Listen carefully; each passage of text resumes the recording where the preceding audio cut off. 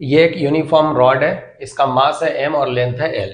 इसको vertical position में एक हॉरिजॉन्टल स्मूथ सरफेस पर रखा गया है। इनिशियली ये रेस्ट में है, हल्का सा धक्का मार करके इसको हम मोशन में लाएंगे।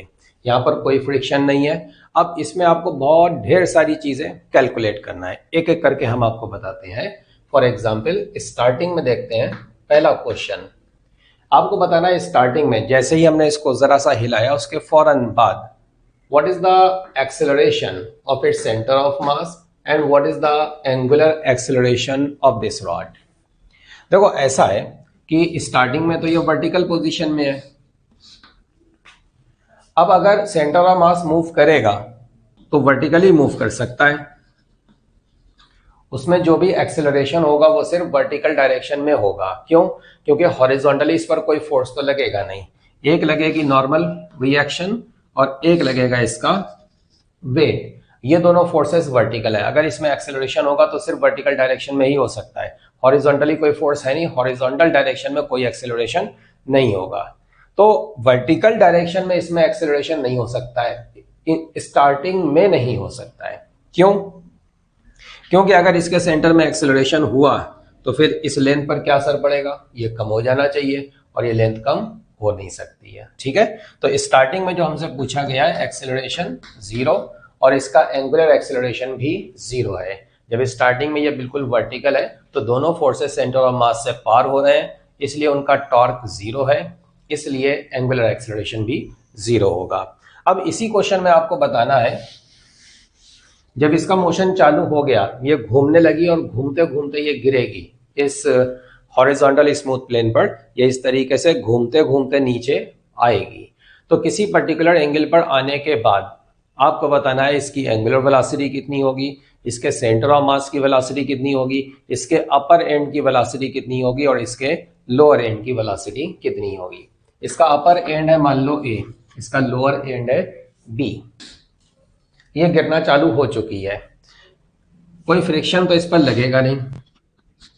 इस पर जो भी दो फोर्सेस हैं दोनों वर्टिकल है, तो हॉरिजॉन्टल डायरेक्शन में कोई फोर्स नहीं है, हॉरिजॉन्टल डायरेक्शन में एक्सेलरेशन 0 है, इसलिए इसमें ट्रांसलेशन हॉरिजॉन्टल डायरेक्शन में तो होगा नहीं। लेकिन इसका सेंटर ऑफ मास ऑब्वियसली नीचे आ रहा है तो इसमें ट्रांसलेशन डाउनवर्ड डायरेक्शन में है, तो इसके सेंटर का एक्सेलरेशन केवल डाउनवर्ड डायरेक्शन में रहेगा। दूसरी बात यह कि ऑब्वियसली जब ये नीचे आएगी तो घूमते हुए नीचे आएगी, तो इसमें कुछ एंगुलर एक्सेलरेशन होगा और साथ साथ कुछ सेंटर में भी एक्सेलरेशन होगा। आपको बताना है कि जिस टाइम पर ये हॉरिजॉन्टल से थीटा एंगल पर आ चुकी है उस टाइम पर इसकी एंगुलर वेलोसिटी कितनी है और इसके सेंटर की वेलोसिटी कितनी है, एंड ए का वेलोसिटी कितना है और एंड बी का वेलोसिटी कितना है, ये हमें पहले बताना है। बाद में फिर हम एक्सेलरेशन एसीएम और अल्फा भी कैलकुलेट करेंगे। अब देखो इसमें हम क्या करेंगे, मान लो कि इस पोजीशन पर आने पर इसका एंगुलर वेलोसिटी ओमेगा हो गया और इसके सेंटर ऑफ मास का वेलोसिटी वीसीएम हो गया। तो इसकी जो काइनेटिक एनर्जी है यह है इसकी total kinetic energy, translational plus rotational.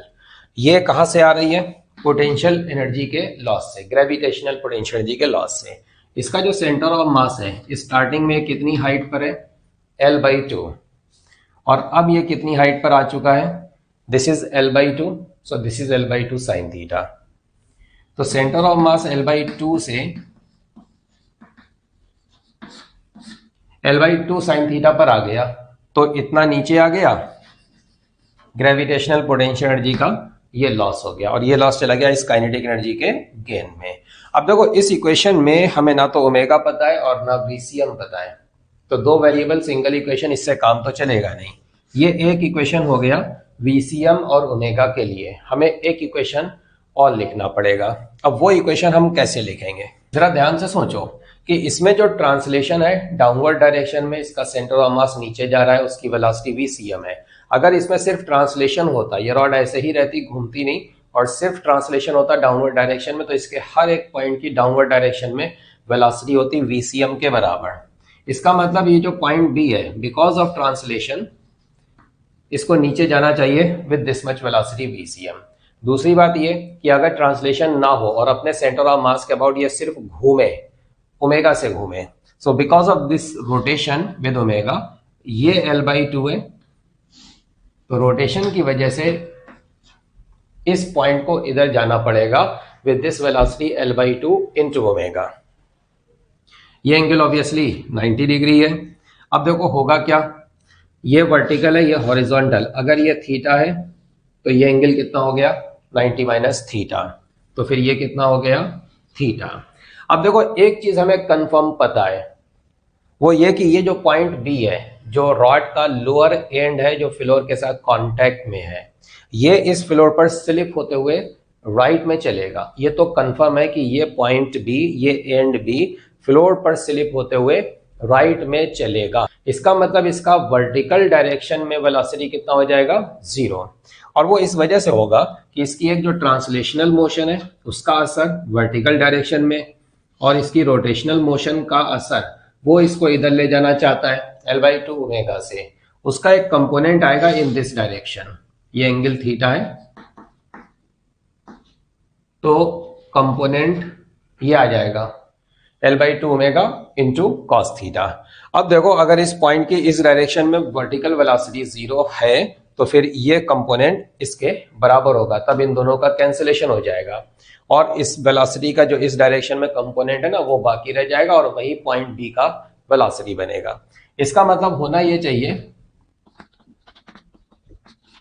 ये वेलोसिटी का कंपोनेंट VCM के बराबर होना चाहिए। तो ये आ गया सेकेंड इक्वेशन VCM और ओमेगा में।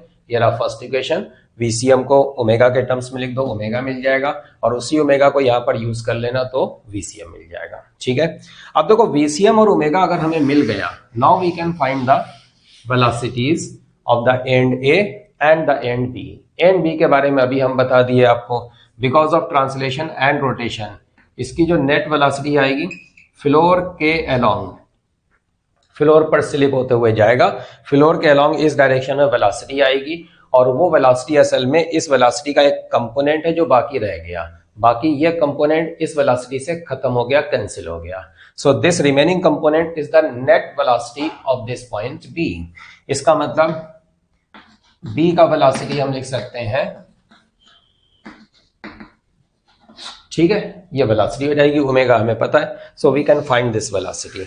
अच्छा जरा एंड ए पर आते हैं। देखो एंड ए पर, एंड ए में ट्रांसलेशन की वजह से एक वेलोसिटी आएगी, एक रोटेशन की वजह से आएगी। ट्रांसलेशन जो डाउनवर्ड है उसकी वजह से इसको वेलोसिटी डाउनवर्ड डायरेक्शन में मिलेगा VCM, जो कि हमें पता चल चुका है, और रोटेशन सेंटर के अबाउट है, ये L/2 है, तो इसको इधर जाना पड़ेगा L/2 इंटू ओमेगा से। अब रोटेशन का ये असर और ट्रांसलेशन का ये असर, और इन दोनों का वेक्टर सम, ये बन जाएगा एंड ए का टोटल वेलोसिटी। तो अगर तुम्हें ये वेलोसिटी फाइंड करना है, इन दोनों का वेक्टर सम फाइंड कर लो। VCM हमें पता चल चुका है, ये वेलोसिटी भी हमें पता चल चुकी है क्योंकि ओमेगा हमें पता चल चुका है, बाकी इनके बीच का एंगल और चाहिए। ये एंगल अगर थीटा है तो ये एंगल हो गया 90 माइनस थीटा। अब रॉड के परपेंडिकुलर है ये वेलोसिटी, अब अगर ये 90 माइनस थीटा है तो ये एंगल कितना हो जाएगा थीटा। अब हम ऐड कर सकते हैं square root v1 square plus v2 square plus 2v1 v2 cos theta. तो इस तरीके से हमें एंड ए का वेलोसिटी मिल जाएगा। इनफैक्ट इसी तरीके से हम किसी भी पॉइंट का वेलोसिटी फाइंड कर सकते हैं।